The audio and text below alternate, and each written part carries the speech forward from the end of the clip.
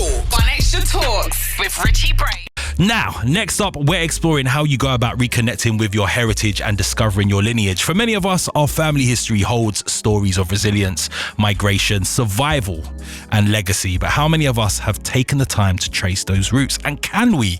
Today, we're joined by Adrian Stone, genealogist, historian, and founder of Own History. He's been helping people across the Caribbean diaspora uncover their family stories and rebuild lost connections. He's here to talk about the importance of finding out your legacy through your family tree and to show just how accessible genealogy can be when you know where to start, whether you're a complete beginner or you're deep into the research. I'm really happy to have you here because this is my thing, you know. Yes. Jeez. I want to trace the thing, man. I want to trace the thing.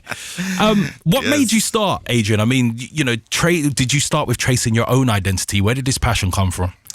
It started from home. My mother was unwell, and it goes right back to 2008, and she just fell suddenly ill, and it just kind of hit me. It hit me hard, like, you know, because we was thinking that she could pass away, and thank God she's still here today. Oh, thank God. Mom's strong. Big up, mommy. Big up, mommy. Big up. That generation is different. It's gonna take more. But it just triggered me to think, like, who am I? Like, really, like, from a deep place, because I was thinking, wow, like, look at this, like, you know, first her life, then her history, and then what I know about the history. I didn't know nothing about the history. I knew my grandparents as mama and papa.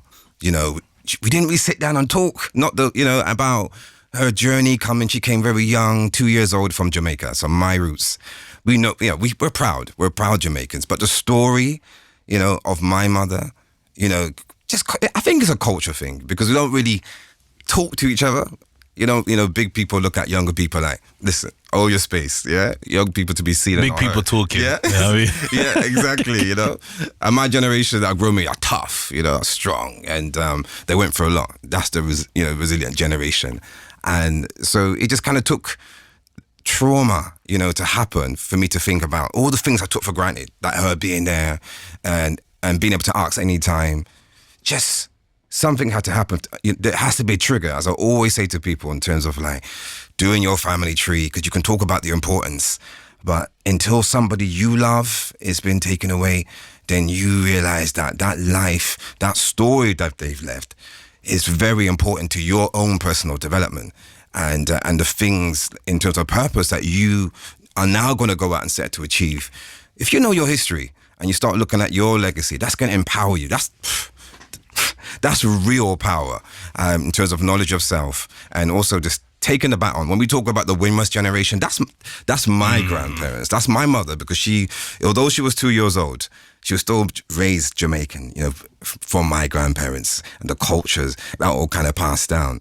So a lot of people today, you know, as I said earlier, their grandparents are born here, right? So it's even more difficult to make connections and get the stories about their heritage. Adrian, how do you get them to open up? Because, you know, like, trying to ask them questions sometimes, they just, well, you want to know that for?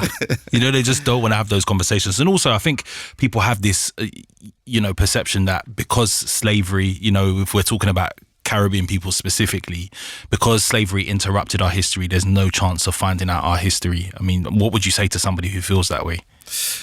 I think it's a difficult subject for some, right? Because the Windrush generation, we're celebrating them, but a lot of them in their youth, you know, Jamaica, the Caribbean, was tough for them. So in some ways, it takes the grandchildren of the Windrush generation to ask those questions. Because they're softer with them, innit? Exactly, yeah. It's so true, you know? Right, so I'm one of the grandchildren. Yeah. So even though I'm looked at as first generation, because my mum was born here.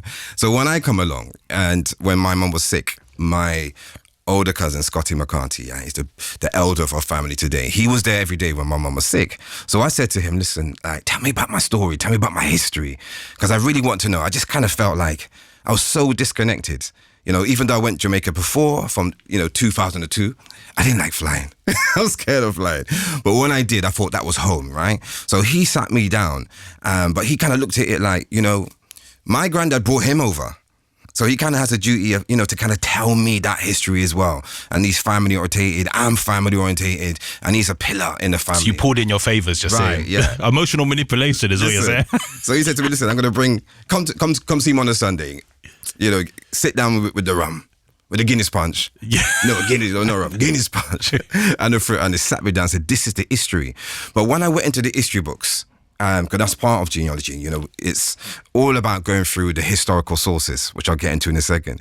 So when I started to uncover some of these sources, I went back to him and I said to him, look, well, you told me that great-granddad had 7 children, but I counted 17.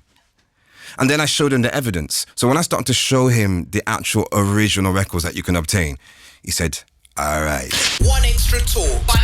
So for people listening, how do you go about building a family tree? What does that look like?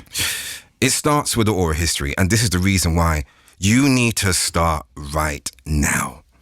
Because that generation that I'm speaking to, then many of them are past, right? So the beginnings is, we're starting backwards. It starts from yourself. It starts from your grandparents. When were they born? What's the parish? If we're talking about the Caribbean, I'm from Jamaica. Which parish? There's 14 parishes. Which parish? Which district?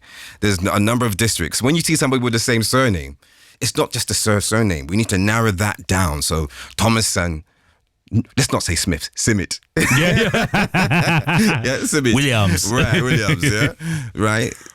We need to narrow it down to the district and the villages. So you're building a picture of the areas that your family could be living in. Because when you really do narrow it down, there's a number of different villages that a birth can be registered at. So you're now getting the information to build a picture of each generation going back. But for most, they get stuck by their grandparents. Many of us don't know further than our great-grandparents. And this is when the genealogy work comes into play. And now we're looking at civil registration records, which run from 1878 right up to 1930 in terms of births. And then the marriages come from 1878 right up to 1950. And then the deaths records, they're up to the other day, so up to the 90s. So when you have a bit of information about who you are, right, and in terms of when people were born, and you're going wide as well, so you're not just looking at grandparents, you're looking at their siblings and the great-grandparents and their siblings. You have to interview everybody. I did want to ask though, because you're talking about sources. Does this differ depending on what Caribbean country you're from? Absolutely. Because they would have kept them differently. Some were overtaken by the Portuguese, because I'm Guyanese, right? Portuguese, Dutch, then the British. And I wonder where those records go when all those things change hands. Well, if you go back to the church, so each church, there's a parish register. So they have recorded those records from the beginning of time, from the 1600s. Yeah, many of them are British colonies as well, Spanish. So the British, they kept records, right? Some of those records were destroyed. Many of them have survived. The Mormons, you may have heard of the Church of Jesus Christ Latter-day Saints. I see them whenever I go to the Caribbean. Listen. With the white shirt and the black badge. Right. Them they are. Right. So a lot of the church records today survive in the archives, right? But the Mormons went out to the Caribbean, as well as the world, because their belief system is that, they have to do their family trees, their ancestors live forever, and also, they go out on field work and go into these archives and copy these records from the 80s and 90s. That's what they were doing. So there were many that, they weren't allowed into all the different archives, which makes it even more difficult to be able to go to all the different islands and access those records. So this is one of the reasons why even today's DNA has been one of the ways to kind of break for that brick wall. Well, I'm aware of time, right? So I did want to ask you this, because you did a workshop yesterday, if I'm correct. Was it yesterday or Friday? Yesterday. It was yesterday. Yesterday. What happens in those workshops, and what was it like yesterday? Powerful. Emotional. One word. Yeah. It really is, because it's the beginning of the journey for some. So the workshop's called Tracing Your Windrush Roots Back to Africa. And it's all about learning the sources, learning the history, learning the skills and methodologies to trace your own family tree. So the workshop was sold out. It was absolutely beautiful to see people, many for the first time, embark on a journey of discovery and get case studies, and this is what I do, give case studies of how to start the very beginning of building a tree and then be able to learn some of these skills and apply it to your own family tree. So they're bringing their own family trees, and once they have the skills, they've actually done it in the workshop. And within the workshop, and it's a computer-based workshop where they're searching online, as well as getting knowledge of DNA and other things, other different ways that you can uncover records. right there and then, there's people in the workshop finding their history. Wow. They're actually finding records that they didn't know existed. So they come with a few names, and we go for the difficulties of why you can't find things. You know, what are the troubleshooting? We call them brick walls, but what are the difficulties in finding family when you don't know the mother's name? Or maybe you were adopted and you don't know the known parents. So the workshop's all about giving you different strategies, different ways of overcoming some of those brick walls. So you saying the combination of DNA and searching records helps you build a fuller picture? Is that what you're saying? Absolutely, because there are records that didn't survive. So if you're talking about online databases, most people's starting point is to go onto Ancestry. They go onto Ancestry. I did that. Yeah, you do a few searches and you can't find anything. But Ancestry offer specific types of records. Now, when you do DNA is all about, let's look at Ancestry, for example. So they got the biggest database, over 20 million people. You're going to find thousands of people that share DNA with you. And then it would determine the cousin relationship. So it might say your first cousin share grandparents. It might say your second or third cousins. It's all about the ancestors you share in common. So that might be your second or third great grandparents. Do you know your family tree going back to that period? And that's where the work is done through the workshop to help you, assist you in building the tree to get back to that period. So when you use DNA, if you do it alone, you don't have a family tree. It will just tell you that these people, they're cousins somehow. They're connected to you.